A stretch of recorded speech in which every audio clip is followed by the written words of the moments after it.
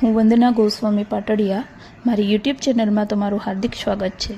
તમે જાણતા જ હશો કે આપણે જ્યારે ક્યાંય વાહન લઈને બહાર ગામ જતા હોય છીએ કે બજારમાં જતા હોય છે તો આપણે ક્યાંક ને ક્યાંક ટ્રાફિકના જે હોમગાર્ડ હોય છે કે જેને આપણે ટીઆરબી તરીકે જાણીએ છીએ, જે ટીઆરબીના જવાનો હોય છે ચેકિંગ માટે ઊભેલા જ હોય છે।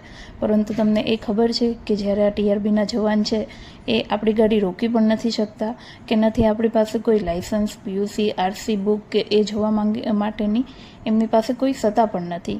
તેમનું કામ માત્ર એટલું જ છે કે તે ટ્રાફિક વ્યવસ્થામાં ટ્રાફિક પોલીસને મદદરૂપ થઈ શકે, કે નહીં કે પબ્લિક પાસેથી દંડ વસૂલી શકે, કે નહીં કે પબ્લિકને કાયદાનો ડર બતાવી શકે। પરંતુ આપણે તો જોતા જ હશો કે જ્યાં ત્યાં તે લોકો ઊભેલા હોય છે અને દંડ વસૂલ કરે છે।